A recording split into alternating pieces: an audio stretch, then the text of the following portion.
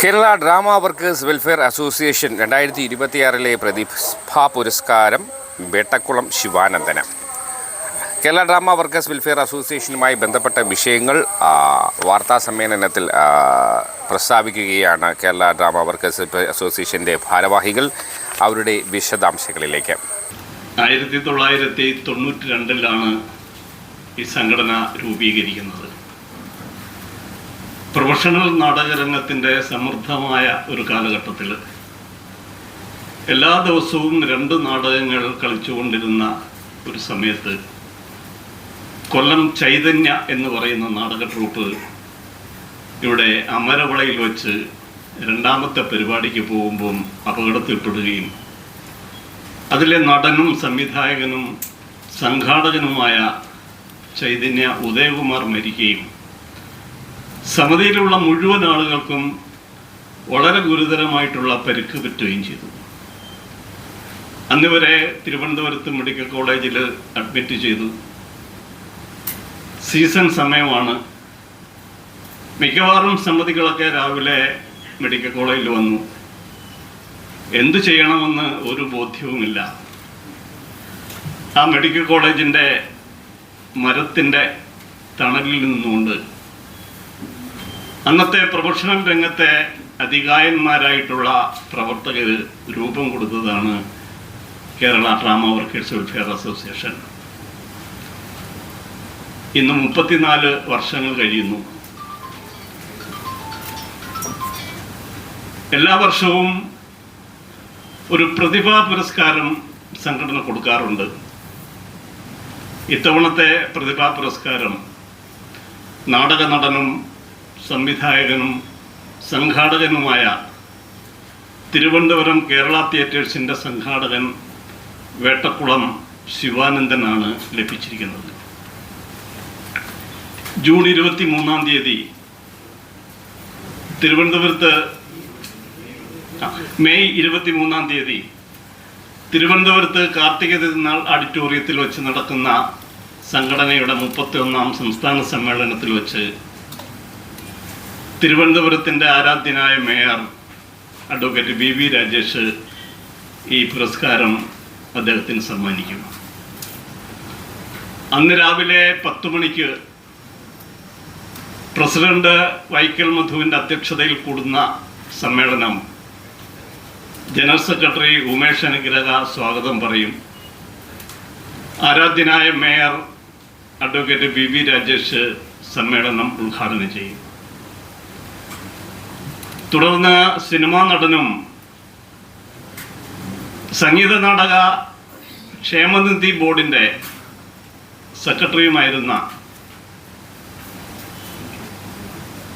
മുൻ ചെയർമാനായിരുന്ന ശ്രീ മധുപാല് മുഖ്യാതിഥിയായിരിക്കും. അതുപോലെ ചലച്ചിത്ര നടനും എഴുത്തുകാരനുമായ കൊല്ലം തുളസി മുഖ്യപ്രഭാഷണം നടത്തും. ആ യോഗത്തിൽ വെച്ച് പ്രതിഭാ പുരസ്കാരം അദ്ദേഹത്തിന് സമ്മാനിക്കും ശ്രീ വേട്ടക്കുളം ശിവാനന്ദന്. 25-ലും 26-ലും 2025-ലും 26-ലും നടന്ന സംസ്ഥാന പ്രൊഫഷണൽ നാടക മത്സരത്തിൽ സമ്മാനാർഹമായിട്ടുള്ള സമിതികളെയും വ്യക്തികളെയും സംഘടന അന്ന് ആദരിക്കുന്നു. അതുപോലെ തന്നെ സംഗീത നാടക അക്കാദമി 26-ൽ പ്രഖ്യാപിച്ചിട്ടുള്ള ഗുരുപൂജ പുരസ്കാരം, അതുപോലെ നാടക അവാർഡുകൾ, അത്തരത്തിലുള്ള പ്രതിഭകളെ സമ്മേളനത്തിൽ വെച്ച് സംഘടന ആദരിക്കും. അതുപോലെ 25 വർഷം പൂർത്തിയാക്കിയ സംഘടനയിലെ പ്രവർത്തകരെ, ഏകദേശം 30-ലധികം ആളുകളെ അന്നേ ദിവസം സംഘടന ആദരിക്കും. SSLCക്കും +2-നും ഉന്നത വിജയം കരസ്ഥമാക്കിയ വിദ്യാഭ്യാസ പ്രതിഭകൾക്ക് അന്ന് ആദരവ് നൽകും. തുടർന്ന് 2 മണി മുതൽ പ്രതിനിധി സമ്മേളനവും നടക്കും. സമ്മേളനത്തിൻ്റെ കാര്യപരിപാടി ഇതാണ്.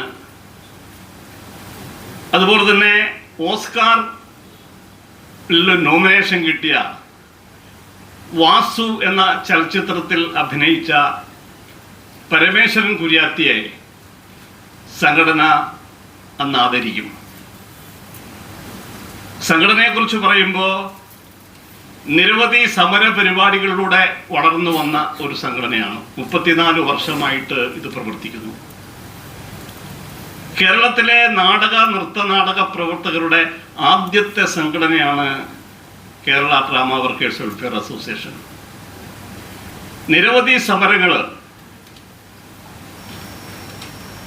കലാകാര ക്ഷേമനിധി ബോർഡ് രൂപീകരിക്കുന്നത് ഈ സംഘടനയുടെ സമരത്തിന്റെ ഫലമായിട്ടാണ്. ഇന്ന് ക്ഷേമനിധി ബോർഡിൽ ഒരു 3 മാസത്തിന് മുമ്പ് ഇടതുപക്ഷ സർക്കാർ ഒത്തിരി ആനുകൂല്യങ്ങൾ പ്രഖ്യാപിച്ചു. 60 വയസ്സ് കഴിഞ്ഞ കലാകാരന്മാർക്ക് 4000 രൂപ വെച്ച് കൊടുക്കുന്ന പെൻഷൻ അത് 5000 രൂപയായിട്ട് ഉയർത്തി. അംഗങ്ങളുടെ പെൺമക്കളുടെ വിവാഹത്തിന് 50,000 രൂപ കൊടുക്കാൻ നിശ്ചയിച്ചു. മരണാനന്തരം 25,000 രൂപ കൊടുക്കാൻ നിശ്ചയിച്ചു. അതുപോലെ ഒത്തിരി പദ്ധതികൾ ക്ഷേമനിധി ബോർഡ് ഈ 3 മാസത്തിന് മുമ്പ് പ്രഖ്യാപിച്ചു. അത് കേരള ഡ്രാമ വർക്കേഴ്സ് വെൽഫെയർ അസോസിയേഷന്റെ സമരത്തിന്റെ ഫലമാണ്. സംഗീത നാടക അക്കാദമി കലാകാരന്മാർക്ക് കൊടുക്കുന്ന 2 ലക്ഷം രൂപയുടെ ഇൻഷുറൻസ് കഴിഞ്ഞ സെക്രട്ടറി അത് 1 ലക്ഷം രൂപയായിട്ട് കുറച്ചു. ഇത് 2 ലക്ഷം രൂപയാക്കണം എന്ന് ആവശ്യപ്പെട്ടുകൊണ്ട് നിരവധി തവണ സാംസ്കാരിക മന്ത്രിയെ സമീപിക്കുകയും സംഗീത നാടക അക്കാദമിയെ സമീപിക്കുകയും ചെയ്തിട്ടുണ്ട്. പക്ഷെ അത് ഇന്നുവരെ സാധ്യമായിട്ടില്ല. Kerala drama workers welfare association ഈ സമ്മേളനത്തിൽ ആവശ്യപ്പെടുന്ന ഒരു ആവശ്യമാണ് കലാകാരന്മാരുടെ 2 ലക്ഷം രൂപ ഇൻഷുറൻസ് പദ്ധതി പുനഃസ്ഥാപിക്കണമെന്ന്. അതുപോലെ നിരവധി ആളുകൾ ക്ഷേമനിധി ബോർഡിൽ ചേരാത്ത കലാകാരന്മാരുണ്ട്. 60 വയസ്സ് കഴിഞ്ഞുപോയി, ഇനി ചേരാൻ അവസരമില്ല.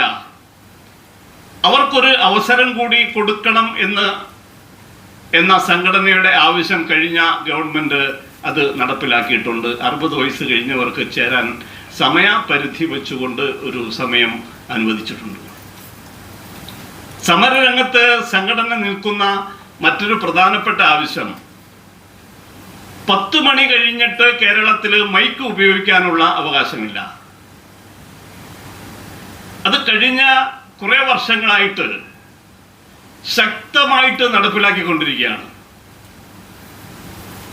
നമുക്കറിയാം, ഇത്തരത്തിലുള്ള പ്രൊഫഷണൽ കലാപരിപാടികൾ ക്ഷേത്രത്തിലാണ് അവതരിപ്പിക്കുന്നത്, ക്ഷേത്ര ഉത്സവങ്ങളിലാണ്.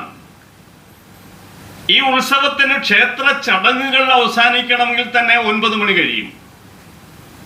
അത് കഴിഞ്ഞിട്ടുമുള്ള ക്ഷേത്ര ചടങ്ങുകളുണ്ട് പല ക്ഷേത്രങ്ങളിലും. ഇത് കഴിഞ്ഞിട്ട് 10 മണിക്ക് അവസാനിക്കുന്ന രീതിയിൽ കലാപരിപാടികൾ അവതരിപ്പിക്കാൻ സാധ്യമല്ല. അതുകൊണ്ട് കഴിഞ്ഞ കാലങ്ങളിൽ ഒരു വർഷം 200-300 നാടകങ്ങൾ കളിച്ചിരുന്ന നാടക സമിതികൾ ഇപ്പോ 100 നാടകം എന്ന ലക്ഷ്യമാണ് അവരുടെ മുന്നിലുള്ളത്. ഇതുകൊണ്ട് മാത്രം ജീവിച്ചിരുന്ന വലിയൊരു വിഭാഗമുണ്ട് നമ്മുടെ ഇടയിൽ. നാടക പ്രവർത്തകര് എൻ്റെ ഉപജീവന മാർഗം ഇതാണ് എന്ന് കണ്ടറിഞ്ഞുകൊണ്ട് ഇതിലേക്ക് വന്ന ആയിരക്കണക്കിന് നാടക പ്രവർത്തകരുണ്ട്. എന്ത് ചെയ്യണം എന്നറിയാതെ ബുദ്ധിമുട്ടുകയാണ് അവർ. പോലീസ് പറയുന്നത് ഇത് 10 മണി വരെയുള്ള മൈക്ക് സാങ്ഷൻ എന്ന് പറയുന്നത് സുപ്രീം കോടതിയുടെയും ഹൈക്കോടതിയുടെയും ഉത്തരവാണെന്ന്. ഇതുമായി ബന്ധപ്പെട്ട് സംഘടന ഹൈക്കോടതിയിൽ ഒരു കേസ് ഫയൽ ചെയ്തിട്ടുണ്ട്. ഇതുമായി ബന്ധപ്പെട്ടുള്ള അന്വേഷണങ്ങൾ ഞങ്ങൾ നടത്തി. സുപ്രീം കോടതിയിലോ ഹൈക്കോടതിയിലോ ഇത്തരത്തിലുള്ള ഒരു വിധികളുമില്ല. ഈ പോലീസ് പറയുന്നത് ശുദ്ധ അസംബന്ധമാണ്, ശുദ്ധ കള്ളത്തരമാണ്. ഇത് പലതവണ മുഖ്യമന്ത്രി അടക്കമുള്ളവരെ ഞങ്ങൾ ബോധ്യപ്പെടുത്തി. UPയുടെ ഭരണകാലത്ത് UPA ഗവൺമെന്റ് കൊണ്ടുവന്ന ഒരു നിയമമാണ് 10 മണി കഴിഞ്ഞ് മൈക്ക് ഉപയോഗിക്കാൻ പാടില്ല എന്നുള്ളത്. അത് വടക്കേ ഇന്ത്യയിൽ തീവ്രവാദ പ്രവർത്തനമൊക്കെ ശക്തി പ്രാപിച്ചിരുന്ന ഒരു കാലഘട്ടത്തിൽ അതിന്റെ അടിസ്ഥാനത്തിൽ നടപ്പിലാക്കിയ ഒരു നിയമമാണ്. അന്ന് പല സംസ്ഥാനത്തുനിന്നും ഇതിനെ സംബന്ധിച്ച് എതിർപ്പുകളുണ്ടായി. അന്ന് കേന്ദ്ര ഗവൺമെന്റ് ഒരു ഓർഡിനൻസ് കൊണ്ടുവന്നു. 10 മണി മുതൽ 12 മണി വരെ നിങ്ങൾക്ക് അതാത് സംസ്ഥാനങ്ങൾക്ക് തീരുമാനിക്കാനുള്ള അവകാശം കൊടുത്തു. അതനുസരിച്ച് കർണാടകം അടക്കമുള്ള സംസ്ഥാനങ്ങളിൽ 12 മണി വരെ മൈക്ക് ഉപയോഗിക്കാനുള്ള സാങ്ഷൻ ഉണ്ട്. അന്ന് UDF ഗവൺമെന്റ് കേരളം ഭരിച്ചുകൊണ്ടിരുന്ന സമയത്ത് അന്ന് ഇവിടെ നടപ്പിലാക്കാൻ പറ്റാതെ പോയത് ഒരു സംഘടന ഇതിനെതിരെ ഇത് ഭരണഘടനാ വിരുദ്ധമാണെന്ന് കാണിച്ചുകൊണ്ട് ഹൈക്കോടതിയിൽ കേസ് കൊടുത്തു. ഹൈക്കോടതി ഈ കേസിന് വിധി പ്രഖ്യാപിച്ചു. ഇത് കേന്ദ്ര ഗവൺമെന്റ് കൊണ്ടുവന്ന ഒരു നിയമമാണ്, അതിൽ കോടതിക്ക് ഇടപെടാൻ സാധിക്കില്ല എന്ന് വിധിച്ചു. ഈ വിധിക്കെതിരെ അന്ന് ആ സംഘടന സുപ്രീം കോടതിയിൽ അപ്പീൽ കൊടുത്തു. സുപ്രീം കോടതി ഹൈക്കോടതി വിധി ശരിവെച്ചുകൊണ്ട് സുപ്രീം കോടതിയുടെ വിധിന്യായത്തിൽ 3-ാമത്തെ ക്ലാസ്സിൽ വളരെ വ്യക്തമായിട്ട് പറഞ്ഞിട്ടുണ്ട്, ഓരോ സംസ്ഥാനത്തും വർഷത്തിൽ 15 ദിവസം വരെ ഒരു പരിധിയുമില്ലാതെ മൈക്ക് സാങ്ഷൻ അനുവദിക്കാം എന്ന്. ഇതാണ് നിലവിലുള്ള വിധി എന്ന് പറയുന്നത്. ഇത് ഈ ഉത്സവങ്ങൾ നടത്താൻ അനുകൂലമായിട്ടുള്ള വിധിയാണ്. ഈ വിധിയെ തെറ്റിദ്ധരിപ്പിച്ചുകൊണ്ടാണ് കേരളത്തിലെ ആഭ്യന്തര വകുപ്പും കേരളത്തിലെ പോലീസും ഇതിനെതിരെ പ്രവർത്തിച്ചുകൊണ്ടിരിക്കുന്നത്. അതുകൊണ്ട് Kerala drama workers welfare association ഹൈക്കോടതിയിൽ കേസ് കൊടുത്തിട്ടുണ്ട്. കേസ് നടന്നുകൊണ്ടിരിക്കുകയാണ്. ശക്തമായിട്ട് ഞങ്ങൾ ആവശ്യപ്പെടുന്നു, രാത്രികാലങ്ങളിൽ ഉത്സവ അവസരങ്ങളിൽ മൈക്ക് ഉപയോഗിക്കാനുള്ള അനുവാദം ഞങ്ങൾക്ക് തരണം. നല്ല ഒരു സമയത്ത് ഇതിലേക്ക് ഇറങ്ങി വന്ന യുവാക്കളാണ്, യുവജനങ്ങളാണ്. ഇന്ന് എന്ത് ചെയ്യണം എന്നറിയാതെ നിൽക്കുകയാണ്. ഇതിനൊരു പരിഹാരം കണ്ടെത്തേണ്ടുന്ന സംസ്ഥാന ഗവൺമെന്റ് ഇതിനകത്ത് ഇടപെടുകയും ഇതിന് പരിഹാരം കാണുകയും ചെയ്യണമെന്ന് Kerala drama workers welfare association ആവശ്യപ്പെടുന്നു. ഇതാണ് സമരരംഗത്ത് ഞങ്ങൾക്ക് പറയാനുള്ളത്. അതുപോലെ മെയ് 23-ാം തീയതി നടക്കുന്ന ഞങ്ങളുടെ സമ്മേളനം നിങ്ങൾ അത് വാർത്തയാക്കണം. 10 മണി കഴിഞ്ഞുള്ള മൈക്ക് സാങ്ഷന്റെ കാര്യം, ഇതിന്റെ സത്യാവസ്ഥ എന്താണെന്ന്, ഇതിന്റെ തെളിവുകളുണ്ട്. സുപ്രീം കോടതി വിധിയുടെ കോപ്പിയുണ്ട്, ഹൈക്കോടതി വിധിയുടെ കോപ്പിയുണ്ട്, UPA ഗവൺമെന്റിന്റെ കാലത്ത് കൊണ്ടുവന്ന ആ നിയമത്തിന്റെ കോപ്പിയുണ്ട്. ഇതെല്ലാം വെച്ചാണ് പലതവണ സാംസ്കാരിക മന്ത്രിയെയും മുഖ്യമന്ത്രിയെയും കേരളത്തിലെ 140 MLA-മാരെയും കണ്ടത് ബോധ്യപ്പെടുത്തിയതാണ്. എന്തുകൊണ്ടാണ് ഇത് സംഭവിക്കുന്നതെന്ന് ഞങ്ങൾക്കറിയില്ല. അത് പൊതുജന മധ്യത്തിൽ എത്തിക്കാൻ നിങ്ങളുടെ സഹായം ഉണ്ടാകണം എന്ന് മാത്രമാണ് പറയാനുള്ളത്.